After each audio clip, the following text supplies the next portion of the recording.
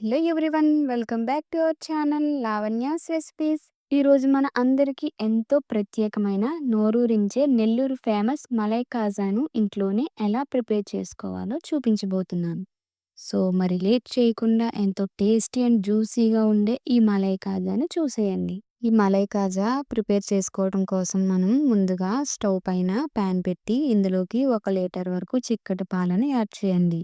వెన్న శాతం ఎక్కువగా ఉన్న చిక్కటి పాలను వేసుకోండి. ఇలా వేసుకున్న తర్వాత పైన మీగడ పట్టకుండా మధ్య మధ్యలో కలుపుకుంటూ బాగా దగ్గర పడేంత వరకు పాలను బాగా మరగనివ్వాలి.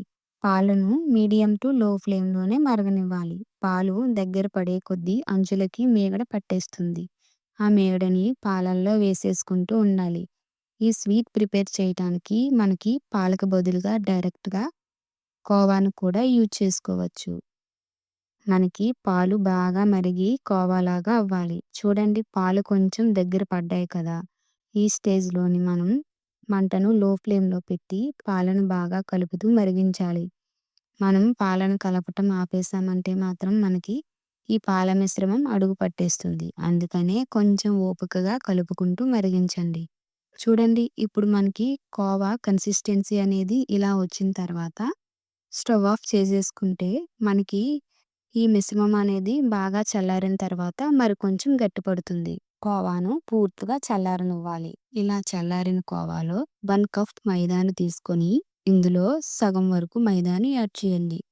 మిగతా మైదాను పక్కన పెట్టేయండి. అలాగే ఇందులో ఒక పావు టీ స్పూన్ వరకు బేకింగ్ పౌడర్‌ని కూడా యాడ్ చేయండి. ఇలా యాడ్ చేసిన తర్వాత ఈ కోవాలో మైదా, బేకింగ్ పౌడర్ అంతా కూడా బాగా కలిసేలాగా కలపండి. ఇలా కలిపిన కోవాలో మైదా అంతా కూడా బాగా మిక్స్ అయిన తర్వాత మిగతా మైదాను కూడా యాడ్ చేయండి.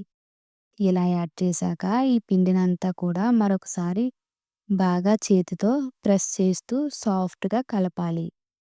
ఇలా కలిపేటప్పుడు మీకు పిండి ముద్ద గట్టిగా ఉంటే కొంచెం పాలు యాడ్ చేసి బాగా సాఫ్ట్‌గా కలుపుకోవాలి. ఇలా సాఫ్ట్‌గా కలుపుకున్న పిండి ముద్దని మూత పెట్టి ఒక 15 నిమిషాల వరకు పక్కన పెట్టేయండి. ఈలోపు మనం షుగర్ సిరప్‌ని రెడీ చేసుకుందాం. దీనికోసం మనం స్టవ్ ఆన్ చేసి ఒక ప్యాన్ పెట్టి ఇందులోకి 2 కప్పుల వరకు షుగర్‌ని యాడ్ చేయండి. అలాగే 2 కప్పుల వరకు కూడా వాటర్‌ని యాడ్ చేయండి. మనం తీసుకున్న షుగర్‌కి 2 కప్పుల వాటర్ అనేది కరెక్ట్‌గా సరిపోతుంది. ఇప్పుడు ఫ్లేమ్‌ని మీడియంలో పెట్టి షుగర్‌ను కలుపుకుంటూ షుగర్ అంతా కూడా బాగా కరిగే వరకు కరిగించుకోవాలి. మనకి షుగర్ సిరప్ అనేది ఎటువంటి పాకం రానవసరం లేదు. మనం చేతితో తాకి చూస్తే కొంచెం లైట్‌గా జిగురుగా ఉండాలి. అప్పటి వరకు ఈ షుగర్ సిరప్‌ని మరిగించుకోవాలి. చూడండి, మనం చేతితో తాకితే లైట్‌గా జిగురుగా ఉండాలి. ఎటువంటి తీగ పాకం కూడా రానవసరం లేదు. మంచి ఫ్లేవర్ కోసం హాఫ్ టీ స్పూన్ వరకు యాలకుల పొడిని వేసి ఒకసారి బాగా కలిపి స్టవ్ ఆఫ్ చేసి ఈ షుగర్ సిరప్ పైన మూత పెట్టి పక్కన పెట్టేయండి. ఇప్పుడు మనం ప్రిపేర్ చేసుకున్న పిండి ముద్దను కొద్దిగా చేతిలోకి తీసుకొని రౌండ్ బాల్ లాగా చేసి ఆ తర్వాత 2 అరచేతుల మధ్యన ప్రెస్ చేసి వడలాగా ఒత్తి దీనికి మధ్యలో వేలితో ప్రెస్ చేయాలి. ఇలానే అన్నింటిని రెడీ చేసుకొని ఒక ప్లేట్‌లోకి పెట్టుకోండి.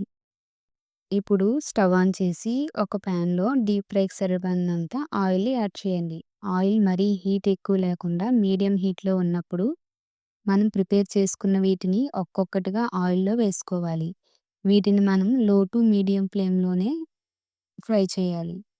హై ఫ్లేమ్‌లో పెట్టామంటే మాత్రం పైన మాడిపోయి లోపల పిండి పచ్చిగా ఉండిపోతుంది. ఇవి ఒకవైపు బ్రౌన్ కలర్ వచ్చిన తర్వాత మరొక వైపుకి టర్న్ చేసి రెండు వైపులా కూడా బాగా డార్క్ కలర్ వచ్చే వరకు వేయించుకోవాలి. ఇలా ఫ్రై చేసుకున్న వీటిని తీసి వేడిగా ఉన్న షుగర్ సిరప్‌లోకి వేసుకోవాలి. ఇలా వేసిన తర్వాత మూత పెట్టి వీటిని స్టవ్ పైన ఉంచి ఒక 5 నిమిషాల వరకు లో ఫ్లేమ్‌లోనే ఉడికించాలి. 5 నిమిషాల తర్వాత ఒకసారి వీటిని బాగా కలిపి స్టవ్ ఆఫ్ చేసి మూత పెట్టి ఒక 3 అవర్స్ వరకు కూడా వీటిని షుగర్ సిరప్‌లోనే వదిలేయాలి. 3 అవర్స్ తర్వాత సర్వ్ చేసేయండి. చూసారు కదా ఫ్రెండ్స్, ఈ జ్యూసీ జ్యూసీ స్వీట్ రెసిపీ మీకు నచ్చితే లైక్ చేయండి, షేర్ చేయండి. మన ఛానల్‌ని కొత్తగా చూసేవారైతే సబ్స్క్రైబ్ చేసుకోండి. Thanks for watching.